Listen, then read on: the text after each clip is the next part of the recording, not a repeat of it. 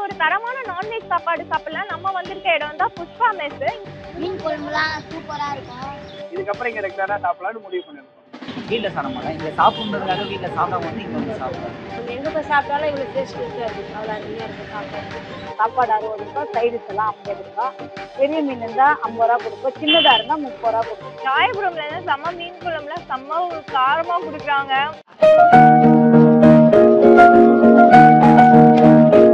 Hi மக்களே, welcome to our channel. நான் உங்க கிருத்திகா. இன்னைக்கு ஒரு தரமான நான்வெஜ் சாப்பாடு சாப்பிடலாம். நம்ம வந்திருக்க இடம் தான் புஷ்பா மெஸ். இது வந்து ராயபுரம்ல லொக்கேட் ஆயிருக்கு. இங்க வந்து லஞ்ச் வந்து 60 rupees சார்ஜ் பண்றாங்க. இதுல என்னெல்லாம் கிடைக்கும்னு பாத்தீங்கன்னா மீன் குழம்பு, கறி குழம்புல வந்து பீஃப் கறி, சிக்கன் கிரேவி, அதுக்கப்புறம் சைட் டிஷ்ல வந்து எறா தொக்கு, கடம்பா, ஃபிஷ் ஃப்ரை, அதே மாதிரி சிக்கன்ல வந்து சுக்கா கொடுக்குறாங்களாம். இந்த கடையோட எக்ஸாக்ட் லொகேஷன் ராயபுரம் மசூதிக்கு ஆப்போசிட்லயே இருக்கும்.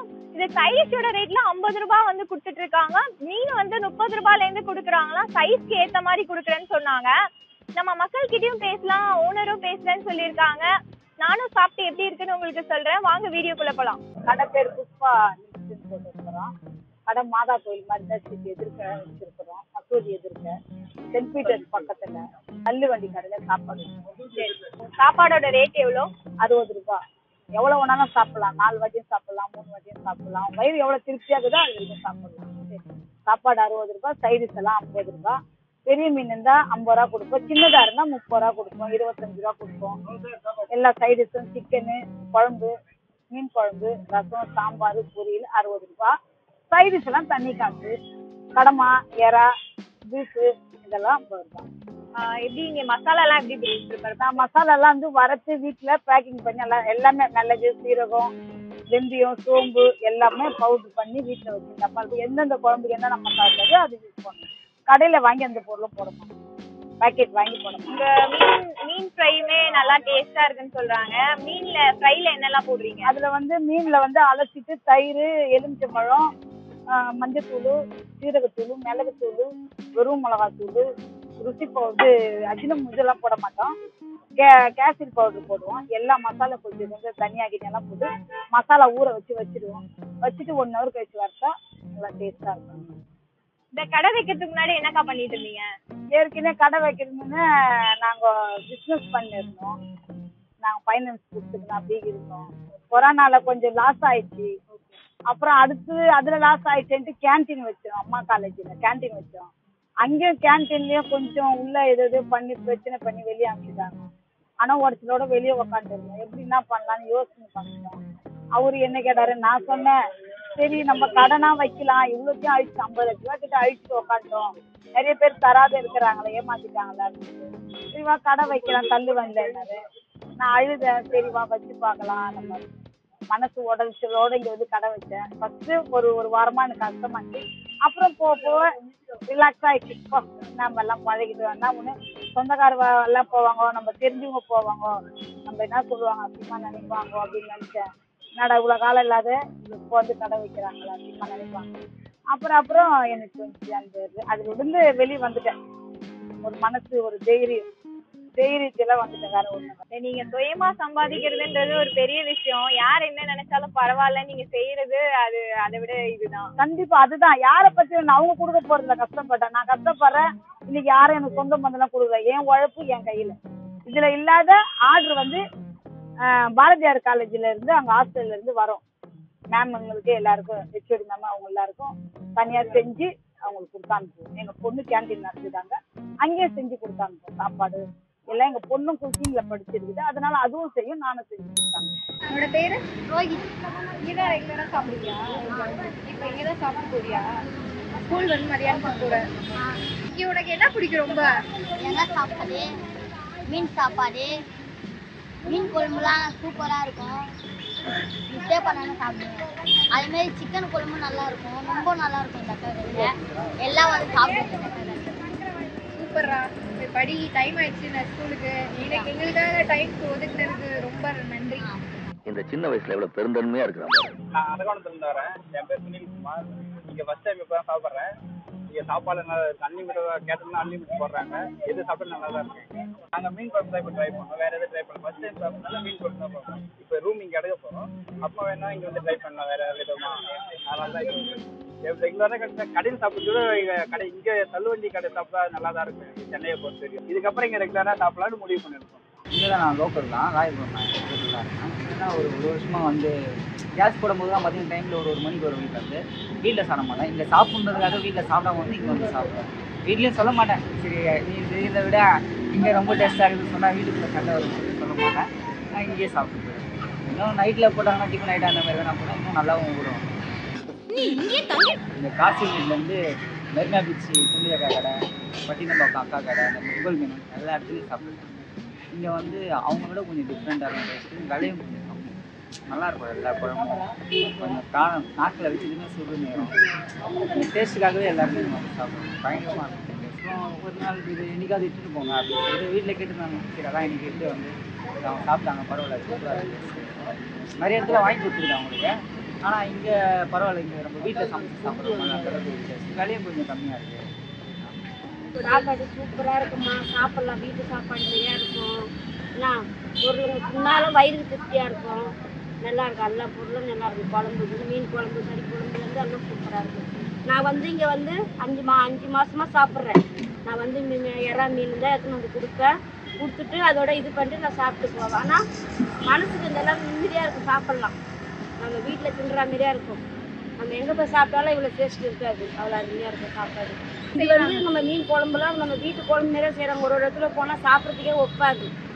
ஒரே மிளகா நெடியாக இருக்கும், அந்த இதுவாக இருக்கும். இது சாப்பிட்றதுக்கு நல்லாயிருக்கும். கறி குழம்பா, சாம்பாரா, ரசமா எல்லாமே சூப்பராக இருக்கும். நான் இப்போ அதெல்லாம் இது நல்லா இருக்கும். அவ்வளோ ஜனங்க வரோம் இங்கே சாப்பிடுவோம். அவங்க வந்து 2-3 கிலோ விற்றுருவாங்க. ஃபைனலாக நம்ம ரிவ்யூ போர்ஷனுக்கு வந்துட்டோம். மீன் குழம்பு ரோஸ் கூட்டு கொடுத்துருக்காங்க தொட்டுக்கிறதுக்கு. சைடிஷ்க்கு வந்து எறா, கடம்பா, அப்புறம் மீன் ஃப்ரை வாங்கியிருக்கேன். இதை தவிர சிக்கனும் பீஃபும் இருக்கு, நான் வாங்கல. சரி, என் கேமராமேனாவது பீஃப் சாப்பிடுவாருன்னு பார்த்தா அவரு டயட்ல இருக்காராம். இந்த மில்லட்ஸை தவிர வேற எதுவும் சாப்பிட மாட்டேன்னு சொல்லிட்டாரு. சரி, நம்ம வேலையை நம்ம பார்ப்போம், நமக்கு சோறு தான் முக்கியம். மீன் குழம்பு வந்து மத்தி மீன் வந்து குழம்பு டேஸ்டா இருக்கும். அதே மாதிரி பொடி மீன் எல்லாம் வச்சாங்கன்னா அந்த காரம் நல்லா இறங்கிரும். டெய்லி குடுக்கறவங்க வந்து பொடி மீன்ல தான் குழம்பு வைப்பாங்க. எனக்கு தெரிஞ்சு காரம் சாரமா இருக்கும்னு நினைக்கிறேன். காரத்துக்கும் நமக்கும் கொஞ்சம் அலர்ஜி தான், இருந்தாலும் என்ன பண்றது. மீன் குழம்பு வந்து நார்த் சைட்ல ஃபுல்லா தண்ணியா தான் கிடைக்கும். அதே மாதிரி ஒரு மீன் குழம்பு தான் இது. மீனோட சாப்பிடலாம். மீனை வந்து கொஞ்சம் புட்டுக்கிட்டேன். இங்க வந்து ராயபுரம்ல வந்து இது 2வது ஷாப் நான் ரிவ்யூ பண்றது. ராயபுரம்ல செம்ம மீன் குழம்புல செம்ம காரமா குடுக்குறாங்க. நமக்கும் இந்த காரத்துக்கும் கொஞ்சம் தூரம் தான், இருந்தாலும் டேஸ்ட் வைஸ் நல்லா இருக்கு. ஒரு ஸ்பைசியான மீன் குழம்பு. மாங்காய்லாம் போட்டிருக்காங்க. புளிப்பு, அந்த காரம் இதெல்லாம் சேரும் போது டேஸ்ட் வந்து நல்லா இருக்குங்க. நான் காலையில வந்து வெறும் வாட்டர் மில்லன் சாலட் மாதிரி தான் சாப்பிட்டேன். அந்த ஸ்வீட்னஸ் சாப்பிட்டதுனால என்னன்னு தெரியல, மண்டையில அப்படியே காரம் சுருன்னு ஏறுது. இந்த ராயபுரம் சர்க்கிள்ல இவ்வளவு காரமா தான் சாப்பிடுவீங்களா? யாராவது இருந்தா கமெண்ட் பண்ணுங்க. இந்த காரத்தை குறைக்கிறதுக்காக கொஞ்சம் சாம்பார் வாங்கிட்டு வந்திருக்கேன். சாம்பார் வந்து வெண்டைக்காய் சாம்பார். வெண்டைக்காய் சாம்பாரோட எறா தொக்கும் மீனும் ட்ரை பண்ணலாம். எறா வந்து பொடி எறா தான் வச்சிருக்காங்க. பொடி எறா எப்பவுமே டேஸ்டா இருக்கும். ரொம்ப பொடியா இருக்கு. இதெல்லாம் கிளீன் பண்றது எவ்வளவு கஷ்டம் தெரியுமா? செய்யறவங்களுக்கு தான் தெரியும் அந்த கஷ்டம். சாம்பார் வந்து வெண்டைக்காய் ஃப்ளேவர் நல்லா இறங்கிருக்கு. சாம்பாருமே கொஞ்சம் காரமா தான் இருக்கு. எதுலதான் காரம் இருக்காதுன்னு எனக்கு தெரியல. மீன் வச்சு சாப்பிடலாம். மீன் பாருங்க, இந்த 50 ரூபாய்க்கு கொடுக்குறாங்க இந்த மீன்.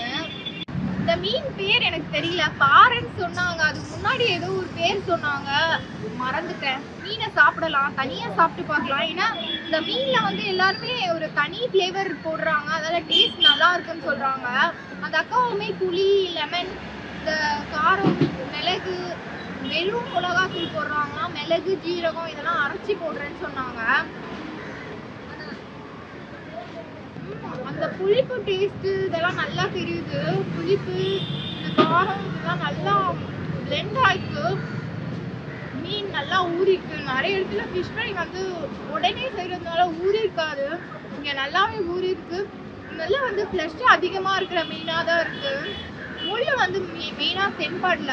எனக்கு அந்த புளிப்பு டேஸ்ட் தான் ரொம்ப பிடிச்சிருக்கு. அவங்க புளியும் ஊத்துறாங்களாம், லெமனும் ஊத்துறாங்களாம். அவங்க ஆல்ரெடி சொன்ன மாதிரி தான் இருக்கு. நடு முள்ளு மட்டும் தான் இருக்கும், நிறைய முள்ளுலாம் வராது அப்படின்னு சொன்னாங்க. சாம்பாரோட சாப்பிடலாம். சாம்பார் வந்து ஆக்சுவலாக மைல்டாக தான் இருக்கு காரம். நான் மீன் குழம்பு கொஞ்சம் இருந்ததுல, அது மேலேயே சாம்பார் ஊற்றிட்டேன். ஏன்னா மீன் குழம்பு அதுக்கு மேலே சாப்பிட முடியல. ஸோ அடுத்தது சாம்பாருக்கு போயிடலாம்னு சொல்லிட்டு சாம்பார் அதை சாப்பிட்டு முடிச்சுட்டு சாம்பார் வாங்கியிருந்தேன். அடுத்தது ரசத்துக்கு வந்தாச்சு. ரசம் வந்து மீனோட சாப்பிடும்போது நல்லா இருக்கும். எனக்கு இந்த காம்பினேஷன் ரொம்ப பிடிக்கும். ரசமோட டேஸ்ட்டுமே சூப்பராக இருக்கு. இவங்க மிளகு ஜீரகம் இது எல்லாமே வீட்டில் தான் அரைச்சி போடுறாங்க. அந்த ஃப்ளேவர் வந்து நல்லா இறங்கியிருக்கு. ரசம் வந்து பொடி ஆல்ரெடி அரைச்சி வச்சு யூஸ் பண்ணும்போது உங்களுக்கு அந்த ஃப்ளேவர் தெரியாது, ஃப்ளேவர் போயிடும். உங்க டெய்லி ஃப்ரெஷ்ஷாக அரைச்சி பண்ணுறதுனால ஃப்ளேவர் நல்லாவே தெரியுது. சாப்பிட்டு முடிச்சாச்சு. டேஸ்ட் வைஸ் பார்த்தீங்கன்னா வந்து ராயபுரம் ஏரியாலேயே ஒரு பிஞ்சு காரம் அதிகமாக இருக்கு. ஆனால் வந்து எல்லாருக்கிட்டையும் ரிவ்யூ கேட்கும் போது டேஸ்ட் சூப்பராக இருக்குங்க, காரசாரமான மீன் குழம்பு, நாங்கள் அதுக்காகவே இவ்வளோ தூரம் வரோம் அப்படின்லாம் சொன்னாங்க. எனக்கு வந்து மற்ற இடத்த ஃபீல் சாப்பிட்டதுக்கு அப்புறம் இங்கே ஃபீல் பண்ண கொஞ்சம் ஜாஸ்தியாக இருக்கு. மற்றபடி எதுவுமே குறை சொல்ல முடியாதுங்க. டேஸ்ட் வைஸ் எல்லாமே சூப்பராக இருக்கு. அந்த அக்கா பார்த்தீங்கன்னா நிறைய பிஸ்னஸ் பண்ணி அது லாஸ் ஆகிட்டு அதுக்கப்புறம் ஒரு 6 months இந்த பிஸ்னஸ் பண்ணுறதா சொல்லிட்டு இருக்காங்க. அந்த அக்காவுக்கு கொஞ்சம் சப்போர்ட் பண்ணுங்க. அதே மாதிரி மீந்த சாப்பாடை கீழே கொட்டாமல் வெளியே ஸ்டான்லி ஹாஸ்பிட்டல் வெளியில இருக்க வயசானவங்க சாப்பாடுக்கு வழி இல்லாதவங்களுக்கு எடுத்துட்டு போய் கொடுக்குறாங்க. இந்த மாதிரி விஷயம் வந்து நிறைய பேருக்கு தோணாது. இப்ப நானுமே வீட்டுல வேஸ்ட் ஆயிடுச்சுன்னா நம்ம கீழே கொட்டிடுவோம். பட் வந்து இந்த சாப்பாடு இல்லாதவங்களுக்கு போய் சேரணும்னு அவங்க நினைக்கிறது ஒரு நல்ல ஒரு மனசுதான். கமெண்ட் பண்றது இப்ப எனக்கு கொஞ்சம் கமெண்ட்ஸ் எல்லாம் வந்துட்டு இருக்கு. அது ஒரு சந்தோஷமான விஷயம் தான். எல்லாருமே நல்லா இருக்கு, நைஸ், அது மாதிரிலாம் நிறைய பாசிட்டிவான கமெண்ட்ஸ் எல்லாம் வருது. எல்லாருக்குமே ரொம்ப நன்றி. உங்களோட கமெண்ட்ஸ் வந்து எனக்கு கொஞ்சம் பூஸ்டிங்கா இருக்கு. இதே மாதிரி ஒரு இன்ட்ரெஸ்டிங் வீடியோல சந்திக்கலாம். இத்துடன் உங்களிடமிருந்து விடை பெறுவது உங்கள் கிருத்திகா.